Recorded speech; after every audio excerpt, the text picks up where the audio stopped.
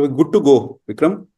Yeah, Okay, let's start. Hi everyone. Today we have a very special guest with me, and I regard him as a game changer in India's venture capital space. He's my dear friend Vikram Gupta, founder and managing partner of Ivycap Ventures. And the podcast which we do, especially with investors, I felt that it's very important that we also talk about their story and their background and their backstory in terms of how they have built. And we all know that Vikram has built this VC firm, which is one of the best and largest VC firm in India, who has supported a lot of startups over the last so many years. So today we have got Vikram. Vikram, we welcome you and thanks for joining us in this podcast. thanks Alok for having me here.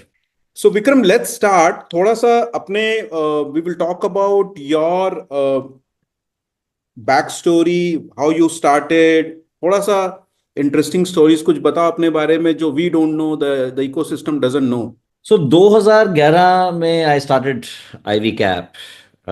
Prior to that, I was with the Ajay Piramal group for about 5 years. Before that, I was in the US for almost 5 years. And my background otherwise is I'm a chemical engineer and MBA basically. I have a lot of operational experience, manufacturing experience, design of manufacturing facilities, consulting experience across different sectors. But most of my experience before I started Ivycap was in the healthcare, life sciences, and technology sectors, and some consumer as well. So, interestingly, I got exposed to private equity for the first time when I was working with the Piramal Group. There, interestingly, I joined as part of the strategy team and M&A team, where my role was to help the group businesses to scale and grow and also find M&A targets for the group. And there I got very good exposure overall in terms of how investing is done. And in fact, the M&A experience itself was quite learning. And then 2007, for the first time, I heard the term private equity. That was when the former SBI chairman at that time joined the Piramal Group to set up their financial services vertical, the NBFC as one of their businesses. So that's when I was asked about private equity, and I didn't know what private equity was. So I got really excited about it, and I said I want to do it. And it kind of became very interesting because when I started seeing, because I was an entrepreneur always at heart. I had started a few companies after I moved back from the US. I started a company called Merry-Go-Round in medical tourism. Tried to really build that business, but I realized that how difficult it was to set up a business from scratch. And I onboarded some 11 hospitals, including some of the best hospitals in the country. And that model, because my background was healthcare, US, I had worked with various hospitals, pharma companies, medical insurance, some of the largest insurance companies I had worked with there as a consultant to the industry. So I realized there was an opportunity in India. So I tried to do this business, and but nobody told me that you also have to raise funds. So that, and you have to build teams. And I think these are two fundamental things in setting up any business. You need to make sure that you have the right team, and you have taken care of if you are working on there's always a choice for entrepreneurs to build a business profitably. Right. Takes much longer to build over, if you don't want to take any external funding.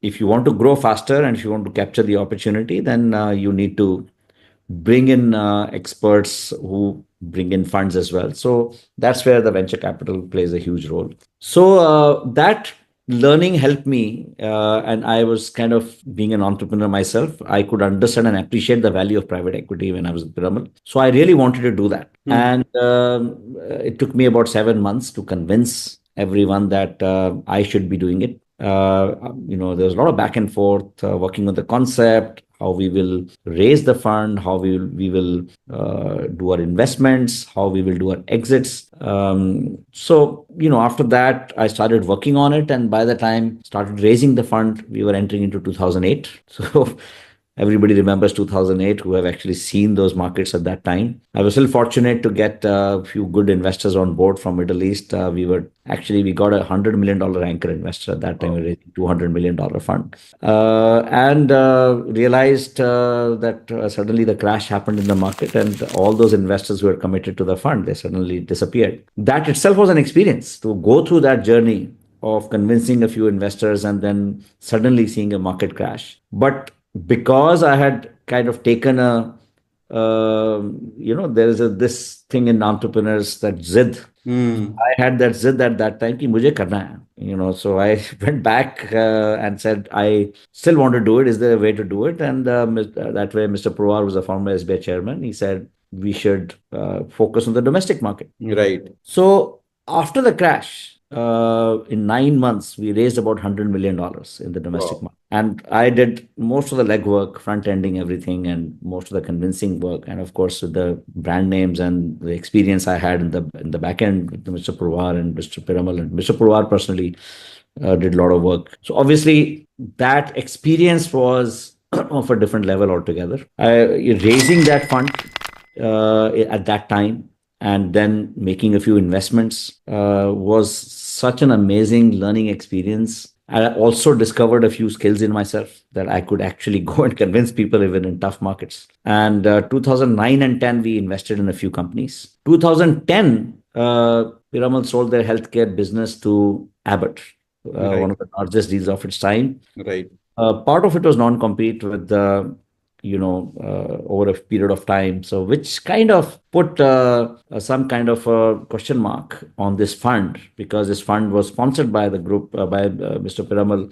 And there was a gray zone whether this will be seen as a conflict. So I kind of, by that time, I decided that whether this fund is happening or not, I want to be in this private equity venture capital space. So I started doing my own research after that. I realized that one of the challenges was, which continued to be there, was I had almost zero capital at that time of my own, zero savings actually, because I had put a lot of my own money in a couple of startups at that time, which didn't work out very well, and that's a separate story.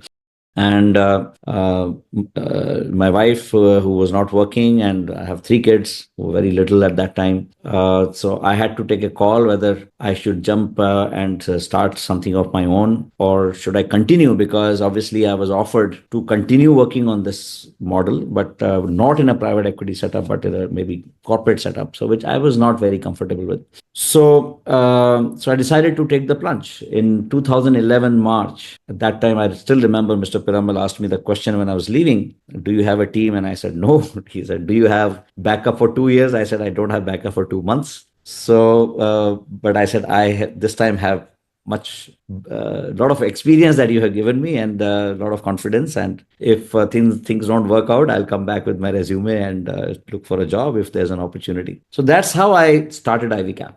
The thing that really gave me a lot of confidence was the fact that, I had raised a fund in a very tough market. Right. I've done a few investments, which I'd understood at that time that, how to do investments and how to structure investments. And exits was one of the biggest learnings that I had working with Mr. Piramal, because he had taught me one thing, that exits is a starting point. If you are not return money to investors, forget, raising funds from them in future, and you basically. So, that was the number one important thing for me, that whatever I create as a model, it has to resonate with the investors. They have to feel connected with the model. They have to emotionally connect with it, and they have to trust you.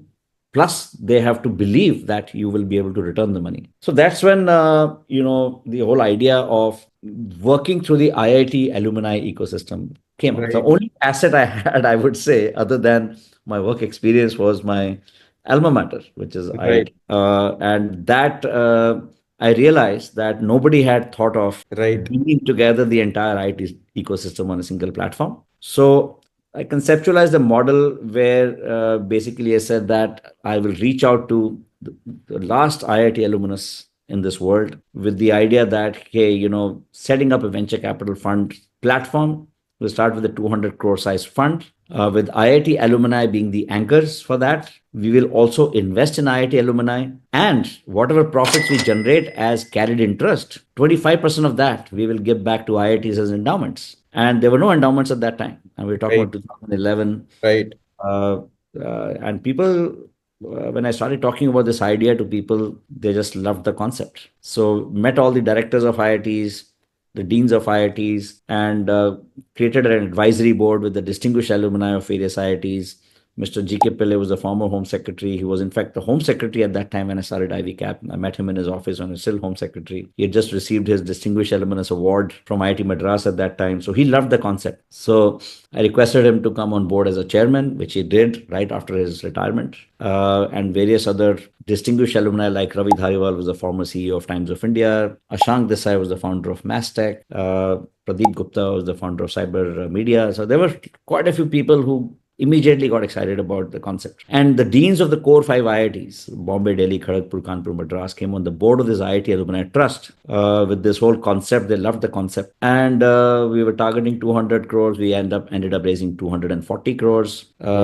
It took us about a year to set up the platform, another year to close the fund. So 240 crores, 50 crores came from the alumni. Ticket size used to be very small at that time. There was no restriction of 1 crore.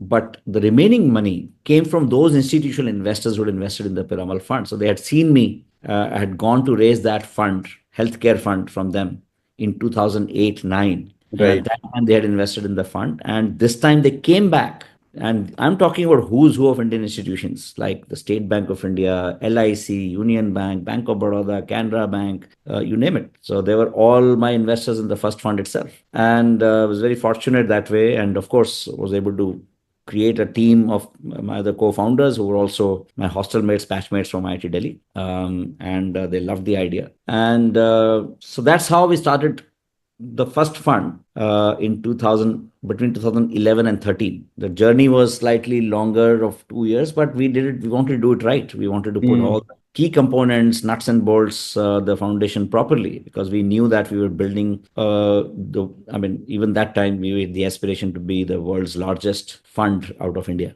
Right. That is the vision that we continue to stay focused on. Vikram, if I see your journey from 2007 to 2000, almost 2013-14, right? It took you almost 8 years to reach in terms of and start impacting, right? First few years, learning, understanding. 2008 came in, the meltdown came in. And I think it was a good for you because you actually learned the hard ways and the struggle came in very early, right? 8 years का जो आपका struggle था, I will call it struggle and learning phase. That kind of patience, the current many of the startups don't have, and I have seen because 2005 I cleared CA and I joined EY in Bangalore, and then I worked in KPMG till 2010. 2010 में I started Tax Mantra. Till 2015 I was not able to withdraw the salary which I was getting in KPMG in 2008-9. So वो जो phase होता है ना, people are not able to cross that phase. Most of the startups I have seen. And you yourself said that ये सबको ही बोलते हैं कि 2 साल का पैसा बैंक में होना चाहिए, ये होना चाहिए, वो होना चाहिए. But if I see your journey also, it was just the belief that you want to create an impact. और वो जिद जो आपने बोला ना, आपने एक word use किया जिद. वो जिद जो है ना, वही सबसे important है. So I think a big lesson for many of the startup founders, उनको लगता है कि 2-3 साल में they will raise capital and then they will make it big, और वो इतना बड़ा कर लेंगे, then they will exit, right? I have seen this mindset, and somewhere I just wanted to put in this point here. I also see that many times founders feel that throwing money at problems will solve everything. So हर चीज का एक time होता है. You create a unit economics. You go and sell and convince people around you. Then maybe in your city, then maybe in your district, then maybe in your state. This is how you grow, right? And I was reading somewhere that first 1 million of revenue is just a hustling revenue. It doesn't really prove to a point wherein you can have recurring revenue. In SaaS business, 1 crore का 1 million का revenue hustling revenue होता है. And I learned this new term today. So what is your message? Because I have seen, and And I know a couple of more stories about how you struggled personally with young kids, and you almost, I think, kept your personal assets on mortgage to build this fund. And I can really see the challenge, and I can feel the emotions which you have now in terms of how you have built this. And today you have built this for the startup ecosystem, right? 2011 May, it was very early for Indian startup ecosystem. So give me some message to the founders कि वो 8 साल पहला 5 साल 7 साल 8 साल वो कैसे लोग उसको क्रॉस करेंगे बिकॉज लोगों में वो पेशेंस नहीं है आज. No, no, you are absolutely right. Actually, entrepreneurs also are of different types, right? I mean, there are people, everybody has a different DNA, right? I mean, many people are impatient. They want to see the results very fast. And many people are there for the long haul. Many people are there irrespective of the problem. They want to continue to, stay focused on solving the problem. Many people are driven by just making an impact. उनके लिए लगता है यार, I don't care about मेरा पैसा बनता है कि नहीं बनता है. And that, by the way, my first fund, when I, started I was not even worried about carry. Right. I was like, boss, carry आता है नहीं आता है. When I was building the team also, I was very clear कि boss, मुझे मुझे अपना carry नहीं चाहिए. मुझे ये this thing I want to take off. I want to make sure that it happens. And that's how, even if somebody came and negotiated with me, and I was kind of sure that I wanted this person, I was trying to make sure that the structuring was done in such a way that that person felt very happy Right. about coming on board. These are the things which kind of help you take off, because many times what happens is that people have these things on their heads कि यार ये मैं stake नहीं share करूंगा, बहुत ज़्यादा stake दे दूंगा तो ये प्रॉब्लम हो जाएगा, या फिर यू कीप थिंकिंग कि वो फंड्स नहीं आएंगे तो फिर मैं you keep waiting.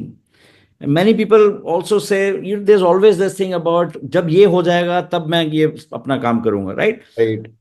And that thing never happens. Right. Always keep waiting for that one thing. If that happens, then I will do this. There is no tomorrow. And if you believe in yourself, if you believe that you have got onto something which is going to make an impact, and you may not have hit the $1 billion idea on day one.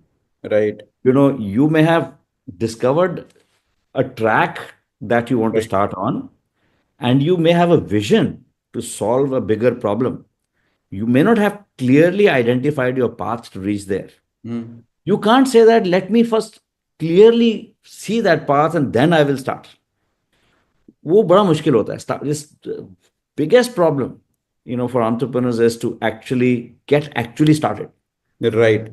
So, because you keep kind of going to Excel spreadsheets, and you keep kind of optimizing on your risk, and you keep optimize ये गलत हो गया तो मैं क्या करूंगा. Boss, I think you have to get your basics in place. You have to believe in yourself. You have to also think of the worst case scenarios. It's not that you just jump into a pool, deep side of the pool, without knowing any swimming. You have to slowly enter the waters. Right. But at the same time, you have to take a call at some point and really move forward, as long as vision में clarity hai. And I think one fundamental thing that you highlighted is also very important. 2007-8 and even 2011-12, there was hardly any ecosystem to support if you were jumping into entrepreneurship. Today, if you jump into entrepreneurship, I can tell you the kind of support which is available with respect to the number of investors, the number of advisors, the number of people who want to come with you, the co-founder ecosystem. I think itna kuch hai कि the chances of failure have already been brought down quite substantially by the ecosystem. The government policies, the amount of funding available with the government pockets. I think people may not even be aware of this. But one thing I've seen, the mindset substantially changes. There's a huge shift of mindset when you give away your monthly salary. Right. To something which you don't know कि boss ये होगा कि नहीं होगा. Huge mindset change. But you will also see a huge shift in the support system that suddenly shows from nowhere. Right. आपको जब तक आप अपना वो बांध के रखोगे, महीने की एंड की सैलरी को, तब तक आपको वो सपोर्ट सिस्टम नजर भी नहीं आएगा. The moment you become an entrepreneur, and you start meeting people, start talking to people, you realize that a new set of people start emerging in your life Right. who want to support you. I always feel that the fear of failure is bigger than the failure itself. Yeah. Right. And people, I was talking to a founder. So he was still working in an organization and he was still doing something in the side. And he said that when I will reach this point, then I will quit my job. Yeah. And the founder said, when you quit your job, then I will fund you. Right. So ये एक बहुत अजीब सा problem है. So, Vikram, tell me something. What is your green flag? I will not talk about the red flag. Green flag, wherein you see कि यार ये बंदे पे तो पैसा डालना, even though the product might not be still matured or the market fit is still not there. क्योंकि what I have also learned over the last 15 years की लोग बंदे पे और फाउंडर पे पैसा डालते हैं. अगर वो फाउंडर पे पैसा डाला, फाउंडर पाइवट करते करते कुछ ना कुछ करते करते 4 5 6 7 साल में कुछ ना कुछ तो बिल्ड कर लेगा. I have always believed that. I have also invested in many startups at different level and I felt that अगर बंदा सही है तो वो कुछ ना कुछ कर लेगा, right? So what is your one green flag which you see कि अगर ये चीज है तो पैसे डाल दो. देखो, मैं वाई पे बहुत फोकस करता हूँ. Hmm. Why are you doing this? Right.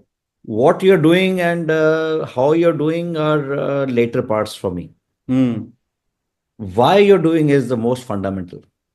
If you're doing something, what is driving you? Right. तुम क्या मतलब पैशन क्या है तुम्हारा? तुम मतलब अगर कुछ कर रहे हो, what is it that makes you happy in this?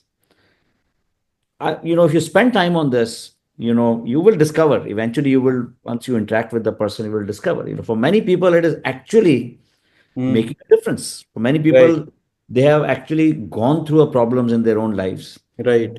Somebody may have seen a death in the family because of some cancer issue, and then they take it as a challenge that they are going to solve this cancer problem. Hmm. They don't know how to do it.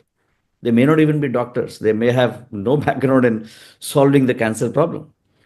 But just because they lost a loved one in their family, Hmm. they just decided, boss, I want to take this problem head on. And before they even came to you, they had done 2 years of hard work, research work, and now they might be talking even a better language than a doctor would talk. So when you meet such people, you can clearly see the passion which is coming out Right. of, right? And then you realize that, I mean, this guy is out there to solve a problem and he will solve it whether you invest in them or not. Hmm. I will do it irrespective of you. Hmm. Hmm. Hmm. Effectively, it's the other way around at that time. You actually want to be partner with that person. You Right. want to make sure that this person's journey, I mean, you want to help make the journey of this person slightly easier. Right. Otherwise, this person is going to struggle because, Right. and I have struggled as an entrepreneur. Right. I didn't have that support system. Today, I'm in a position to support this person. I would rather help this person. Hmm. Funding is only one part. I would like to understand what are the problems this person is going to face. Does this person understand the technology side? Does he know how to build the technology stack? Somewhere he will have gaps. If he's a technology expert, then he may not have expertise in market access. If he has expertise in market access, he may not know how to build a team. Right. If he has expertise in building a team, he may not know how to really optimize on operations. So there will be gaps somewhere. So you have to, once you decide that this person is going to do it, come what may, whether you support it or not, then it's a matter of finding those gaps where that person or the team may not be able to fill themselves, where you believe you can bring. That is an ideal kind of a combination for me. And I don't want to give money to someone who says, Acha, I'm raising money and this is my valuation, and if you're not giving me this valuation, okay, next. Your attitude is very different. Hmm. Maybe working on a great problem. Hmm. The person also has to appreciate you as a partner, and Right. person also has to see that you bring a lot of value to the table. So it's a relationship where both have to see value in each other, rather than one person saying, yeah, you're making money because I'm going to make money for you, or Hmm. I'm giving you money because and let me come after you. If you don't perform, I'm going to do this, one, two, three, four, right? I mean, you can't talk to a founder like that. You have to work with the founder to solve a problem rather than sit on their head and say, boss, you know, these are the things you have to do. Otherwise, I will come after you. Right. I mean, that attitude doesn't work. Right, right, So that's what the biggest green flag for me is: the founders' drive, passion, and attitude of working with other people, and the gaps that they appreciate also that there are gaps and are willing to take that support. right. No, I think something which is massive, which you just said, is in terms of how they can collaborate and work together, both internally and externally. Because at the end of the day, your investors are also your partners, right? At the end of the day, more than you, the investors would want you to grow, right? And many times I have seen that after raising capital, founders kind of stop talking to investors or stop sharing the data, or they feel that if, and I've seen this many times, that the growth and the good news is has to be there quarter to quarter. And I try to find out where is the problem, because in the business, one quarter will be good, one quarter will be bad, and we all understand. We try many things, something clicks, something doesn't click, right? What can ensure a founder from an investor side to see कि ठीक है यार, होता है, you have not done well this quarter, next quarter you will do well.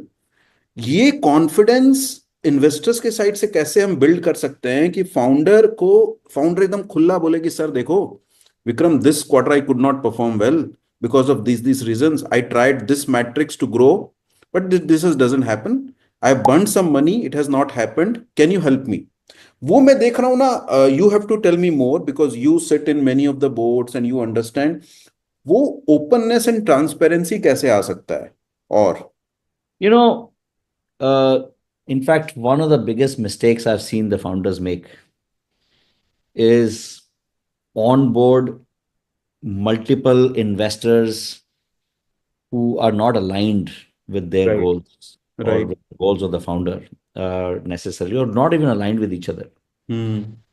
तो उसमें क्या होता है कि suppose one investor even owns, let's say, 25% of the company, another investor comes with 3% of the company, but is very, very serious about, wants to keep talking to the founder, keep asking tough questions, keep driving, don't do this, don't, you must do that.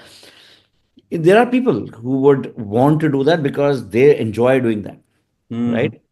Now you raised money from that investor, even though small capital you've raised, and now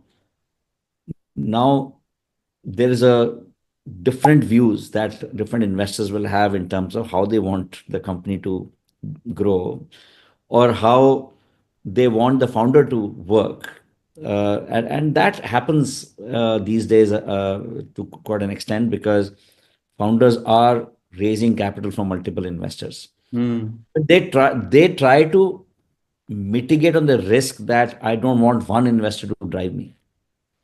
I want some problem goes wrong, then I can at least have two investors talk to each other, and they try to mitigate that risk. But many times they end up making a huge mistake there. Right. So they don't choose the right investors. And even if the risk, the possibility of choosing one wrong investor if you have 10 investors is very high, right? And in the process, you get very frustrated as a founder, Hmm. because even if there's one investor troubling you all the time out of those 10 investors, you get frustrated. So it's not easy. So we like at Ivycap to take meaningful stakes in companies. Hmm. So we like, in fact, Purple, we took 30% stake in the company when the company was doing just about 60 lakh rupees monthly revenues for 15 crores of investment. We took a 30% stake in the company. And the company raised their last round at $1.26 billion valuation. Oh. Um, Clovia, we same thing. We put 15 crores. We took a 30% stake in the company, and we sold the company to Reliance for 940 crores. Uh, and the reason we took these chunky stakes is because we wanted to make sure that we support the founders in their vision. Right. We help them rather than try to kind of just take them to a direction where we want them to go. because the whole idea was that buy into their vision, Hmm. bring in your support system, and support them in their growth, right? And that continues to be our philosophy. If you see most of the investments, Bluestone, we invested in 2015. The companies just filed their DRHP. Right. Um, and we've been very actively supporting all our companies in whatever way we can. And we can because when we created Ivycap, we reached out to 75,000 IIT alumni in first year itself with three questions. Would you want to invest in the fund? Is there something that we can invest in that you are aware of or you are running? Or can you give us one day of your month for mentorship? And we'll Hmm. take it contractually. And 25,000 people responded, and they were very excited about the whole model. And they were all excited about the endowment model. And that endowment is what brings together all this talent across the world with 500,000 IIT alumni who work with us, who are very happy to support because they see that the value going back to the system. And I personally worked Right. with IIT Delhi, Hmm. set up India's first endowment fund in India, which was finally launched in 2019 by the Honorable President at Rashtrapati Bhavan. And all this actually goes into building that support system for the entrepreneurs. The idea is that how we can support them, bring more talent, whether it's in India or US or any other place, but bring the people who understand the value. And it doesn't have to come only from the IT ecosystem. For Clovia, we brought on board Sharon Turney, who was the former CEO, president of Victoria's Secret for 15 years. Hmm. She came on board. She loved our model. She loved what we were doing with Clovia. And same thing we've done with many other companies where we brought in these people through our IIT alumni ecosystem, Right. where we had access to those people, which is our core driver, our core philosophy of supporting entrepreneurs.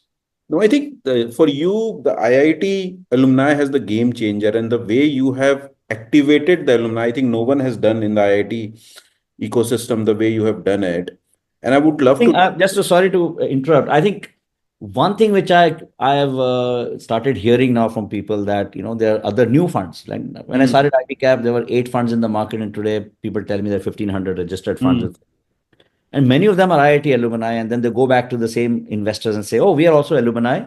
We Right. also have access to the same ecosystem. So what's different?" Hmm. So, I mean, it's the same thing.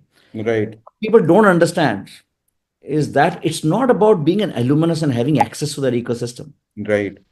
It is about putting in that effort to set up that foundation, to build that endowment model, to give that back to your alma maters from your own profits, and bringing the deans of the IITs on board as representatives of those institutions to work with you, who will then become champions to talk to their alumni and say that, this is what matters. That is the main thing that people don't understand many times. Just, I mean, of course, if you're an alumnus, Yeah. great. I think we anyways collaborate with them. Most of the alumni, we even if they're running funds, we talk to them and we try to support them as well. But many LPs don't understand if, or don't necessarily understand if they're not seen what we are actually doing. I think I must say that you are an entrepreneur first, an investor second, and the way you have built this, there is one single mantra which I can say, which is what's in it for them. When you invest in with startups, when you interacted with alumni, when you interacted with the ecosystem, how can you create that impact? You were talking about that you didn't even cared about the carry initially, right? And even today, I know that the kind of stuff you do to support Indian startup ecosystem because you want to create large impact, right? I would love to talk about the future of venture capital in India and the future of Indian startup ecosystem because I truly believe something has changed over the last 15, 18 months. But uske pehle, let's talk about something which keeps bothering me. What happens to many of these heavily funded startups? They were doing very well, and then they suddenly raise lot of capital and the focus moves from customer service, product market fit, value creation, profitability to something which is not important for them, or they get really distracted. You would understand I'm talking about Baiju. One time they were at 22 billion valuation, right? We all thought that's the biggest success story. I've known the founder also. What went wrong for them? If you about your insight on this. And this is part of what I was saying earlier in terms of uh, how investors also advise you. The If your mandate is to grow at any cost, Right, then you will only think of growth. You will not think of how it is going to come. right, If that's the mandate given by the investor, I mean, investors many times don't realize that, you will still achieve growth by not necessarily giving that mandate. You have to right. achieve that as an outcome, right? So I think many times the founders come under so much pressure Hmm. that they are they end up doing things which they should not be doing. Very basic things like how to manage the entire transparency in the whole system, how Right. to make sure that you don't deviate from your basic principles of ethics, Hmm. how you ensure that you are not shortchanging any individuals in your team, uh, taking your team along, making sure that you can't be saying that, oh, don't worry. I mean, I don't care about others. Hmm. I will do it. You have to take care of people who come along with you. And many times some of the people that, because of all these complexities that started building up, because of the pressures that start showing, and the investors also have certain investors who are sitting on large capital. They may have deployment pressures. They will put money. I mean, your company may not even deserve the kind of valuation, but they think, okay, they'll make some money and they'll put money in your company. Now you're sitting on so much capital which you don't know where to put.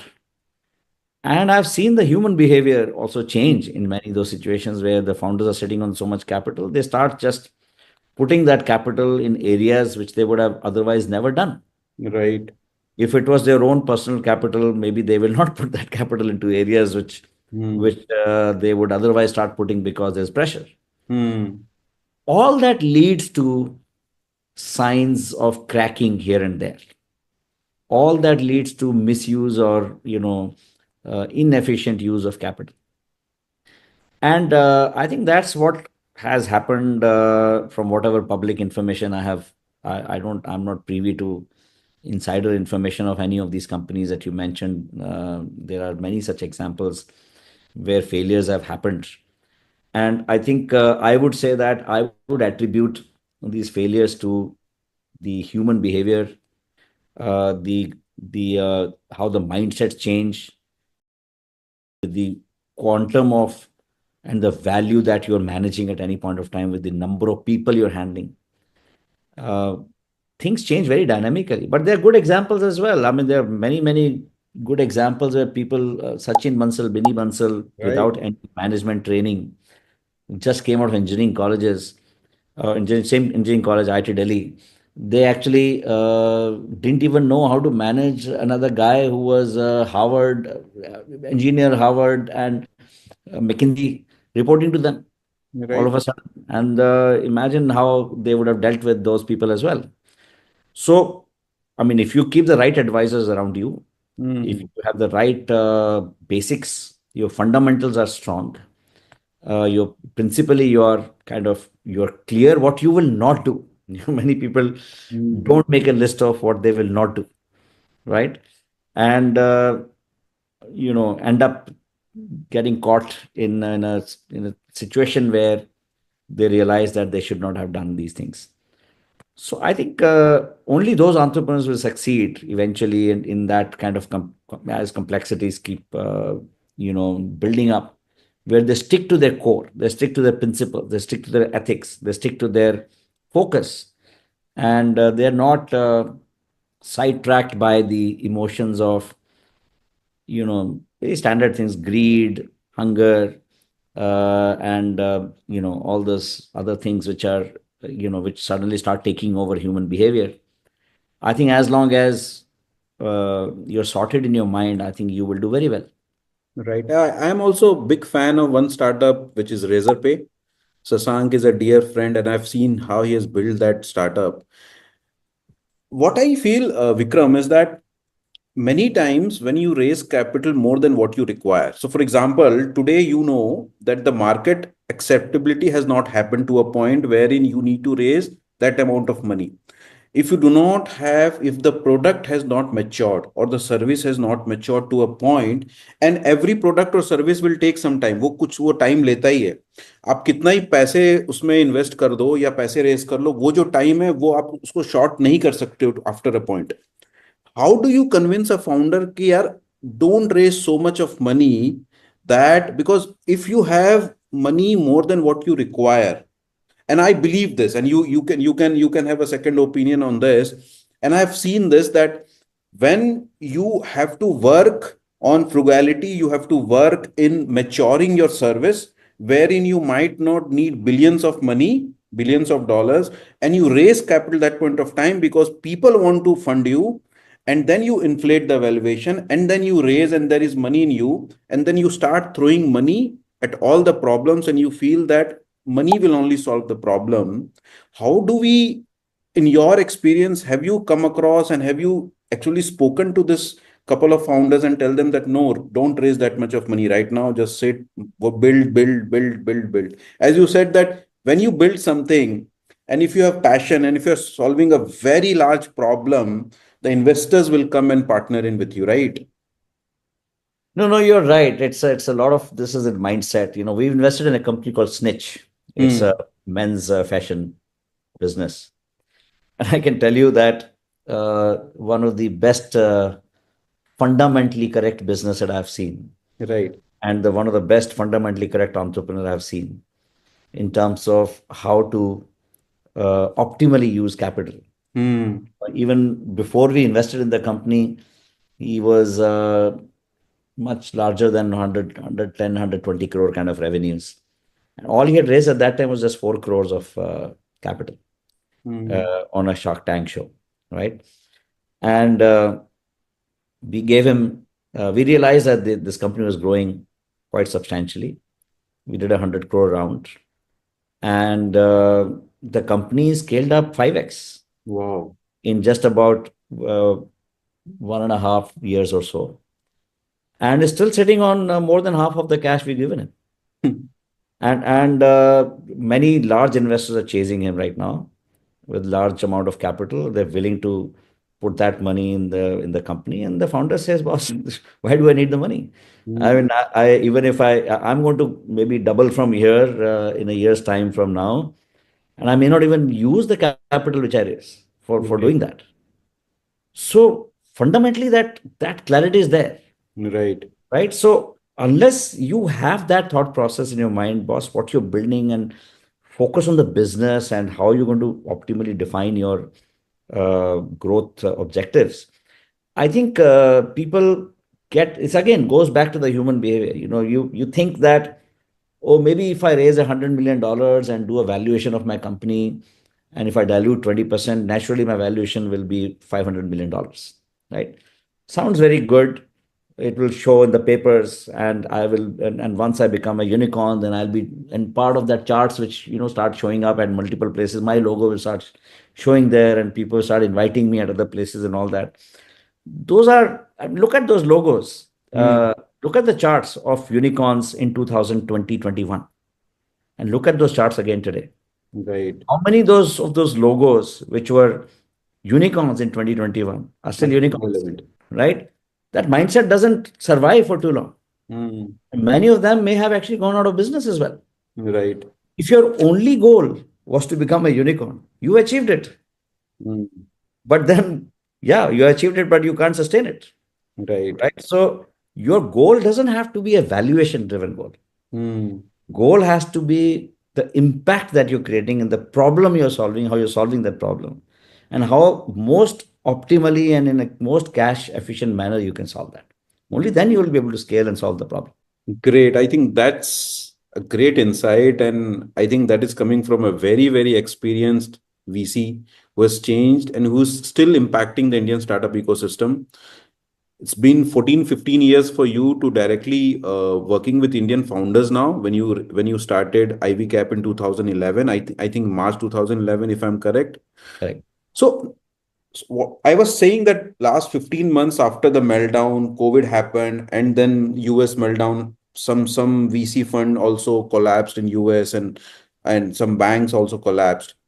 I see a different kind of founders now, and I'm very, very excited about it. Founders who are very much on the ground, who are building from different cities. I don't see the need and urge to either move to a Bangalore or to Hyderabad to an NCR to build it. I see a lot of interesting startups coming. There was just one exit which happened from Jaipur when the wherein the D2C brand got acquired by HUL. So, what's the future of Indian startup ecosystem and founders? What do you see from your lenses? Where are we heading? Look, four things have happened over this last 10 to 15 years. And I think, and I'm visibly noticing these four things happening. One is the quality of the entrepreneurs has changed quite substantially.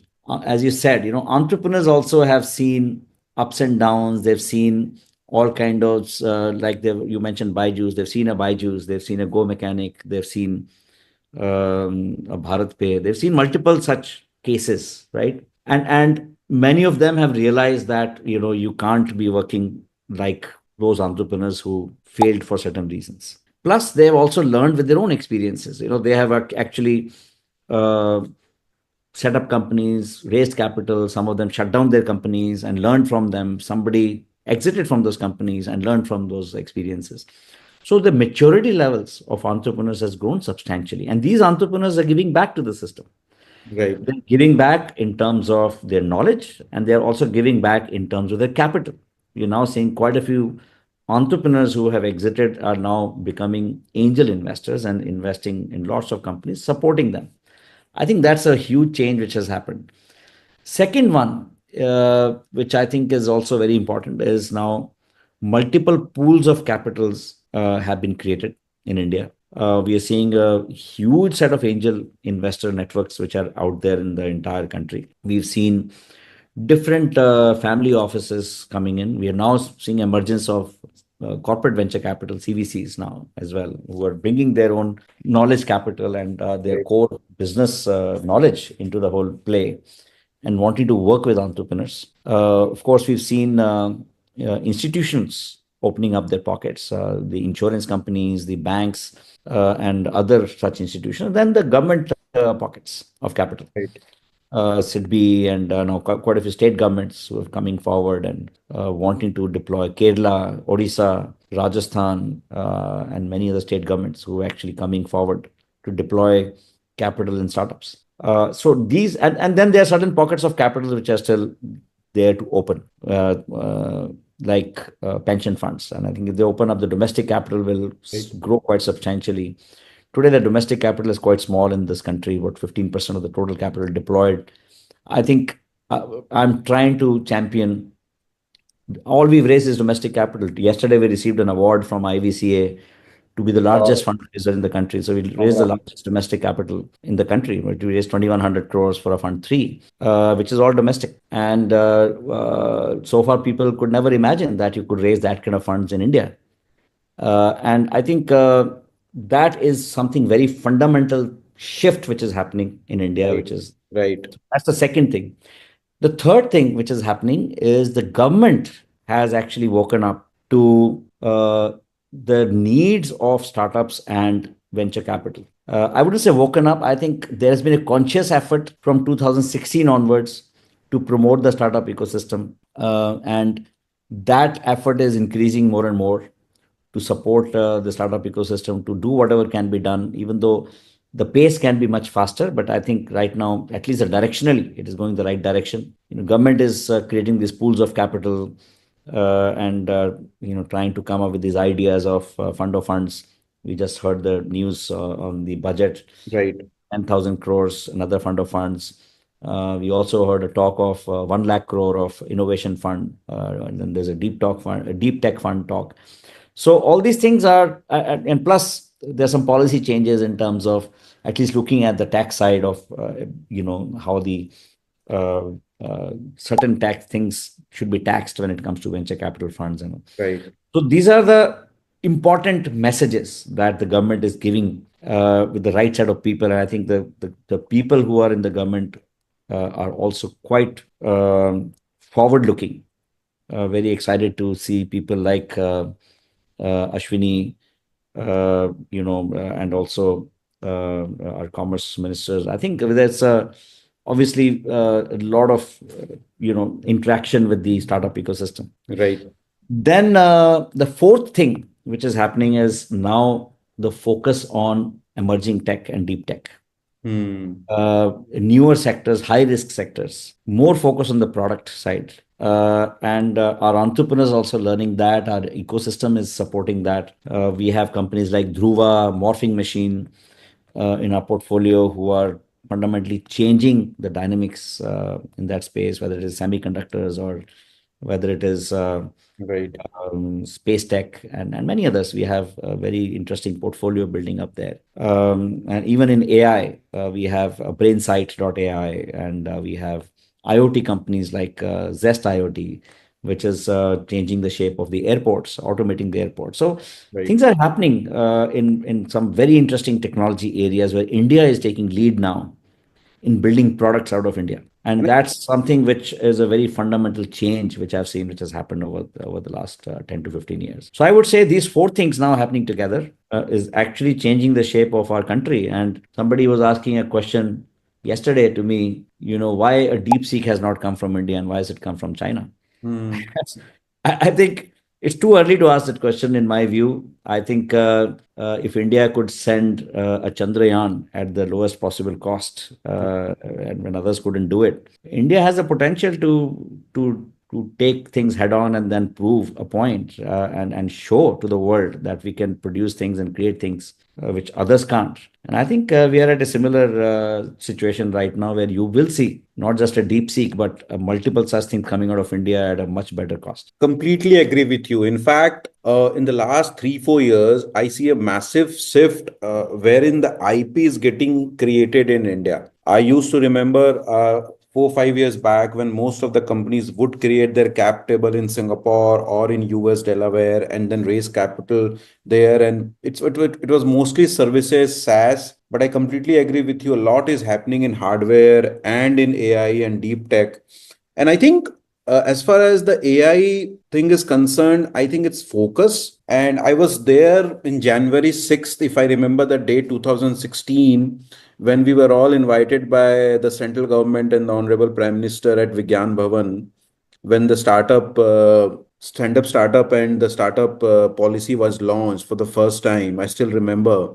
And see where we are in almost 10 years now, 9 years, where we are today, wherein on the dining table, people are talking about entrepreneurship and starting up and not about the sops and the cereals in terms of, and I think startup and starting up has become the core and the main discussion point in our country. And हमें धंधा तो पहले से ही करना आता था, I mean, doing business. But I think what has changed is the risk taking ability and also thinking big. एक जो बड़ा चेंज आया Vikram, which I can see, is that MSMEs and emerging businesses, either funded or not funded in their journey, they have also started dreaming big. And with opening up of the public markets, I see a lot of non-funded companies going IPO, doing massively big IPO and really creating large impact. I think that per se, which has really changed, wherein the small and medium sized businesses, and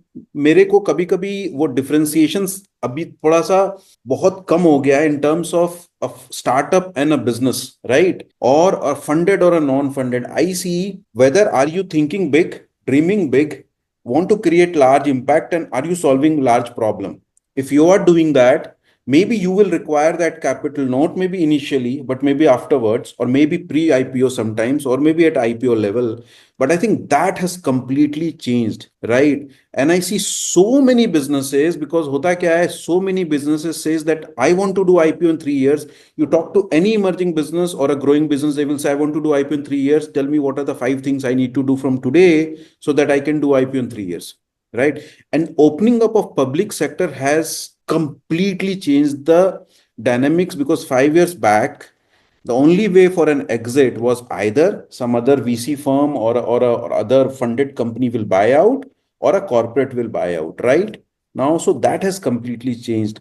Before we wind up and before I let you go, tell me, give me one message which today you want to give to an Indian founder who is starting up. And also, I know Ivycap really helps and impacts so many startups in India. How we can connect with you? If someone wants to connect with you, what is the best way to get connected with you?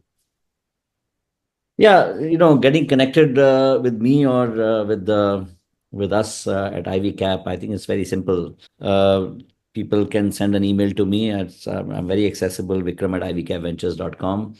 And we look at everything very seriously. The message to entrepreneurs, I think, is very clear, that don't change your focus only because an investor is asking you to do so. I would say that stay true to your passion and your ultimate objective that you're trying to achieve, rather than just change the course. And I think that you should change the course only because the market needs that, your customers need that, or your market has shifted a little bit, but not because somebody is going to give you a better valuation for that. I think I think you will create much larger impact and much better valuation eventually if you stay focused on the impact and the problem that you're trying to solve. Thank you. I think Vikram, thanks for this. And it was so insightful. I learned a lot today in terms of your perspective on Indian startup ecosystem. And thanks for being so candid. And to everyone who enjoyed this discussion, make sure you follow, subscribe, and share, because we will continue to bring in more conversation with founders, investors, and business leaders who are shaping the future of Indian startup and Indian businesses at large. And thanks, Vikram, again for joining in and sharing your insights. And I love you for one thing, because you have been so candid. And this is where we add value to these conversations. So thank you for that again. Thank you, thank you, thank you. Thanks, Alok. Really enjoyed this conversation with you. Thank you. Thank you. Appreciate it. Bye bye. Bye.